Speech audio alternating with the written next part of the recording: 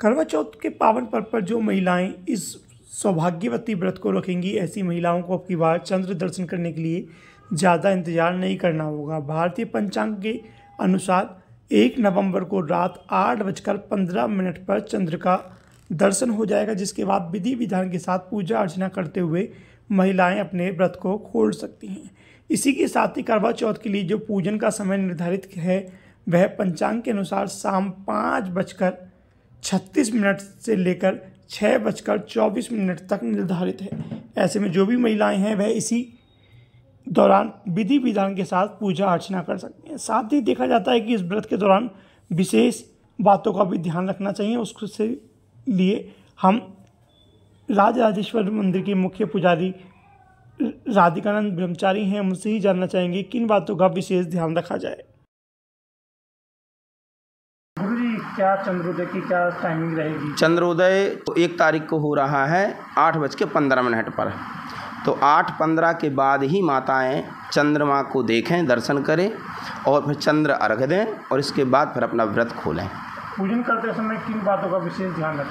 पूजन करते समय माताएं और जो उनके पति हैं और पूरा परिवार इस बात का ध्यान अवश्य रखे, आंतरिक पवित्रता और बाहरी पवित्रता इस विषय का, क्योंकि आहार दोष से बुद्धि भ्रष्ट हो जाती है और बुद्धि भ्रष्ट जहाँ हो गई तो सब कुछ भ्रष्ट हो जाता है।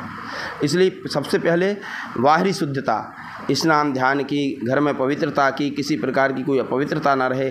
फिर तन की शुद्धता होनी चाहिए। फिर तन की शुद्धता के साथ साथ मन की शुद्धता हो, तभी कहीं व्रत लाभदायक हो सकते हैं। हमारे यहाँ आपने देखा कि नवरात्रि में हम लोग महापूजन करते हैं, महापूजन के बाद सौभाग्यवती पूजन करते हैं।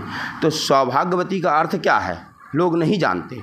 सौभाग्यवती का अर्थ ये होता है कि जब हम भगवती की अचल भगवती की जब पूजन करते हैं तो वो भगवती जो बैठी है, ना वो हंस रही है, ना मुस्कुराने नहीं चल रही है, कुछ नहीं, तो उसका जो वास्तविक जो स्वरूप जो माताओं में हम देखते हैं कि हे माता, समस्त जगत में तू तेरा ही स्वरूप है और जो चल रही हैं, एक भोजन कर रही हैं, ये पूजन जो कर रही हैं, ये तुम्हारा ही स्वरूप है, इसलिए हम अब आपके इस स्वरूप की पूजन करते हैं।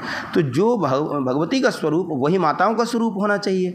श्रृंगार हो, हाथ में चूड़ी हो, मांग में सिंदूर हो, बदन पर साड़ी हो, और पूजन का फल तभी प्राप्त होता है जब तन शुद्ध हो, मन शुद्ध हो, विचार शुद्ध हो और आहार विहार शुद्ध हो और साथ ही वस्त्र भी शुद्ध हो, पवित्र हो। इसमें बड़ा विधान आया है, यदि पुरुष पूजन करें तो 5 कांच की धोती पहने और ऊपर से वस्त्र डाले, तब वो पूजन में बैठे।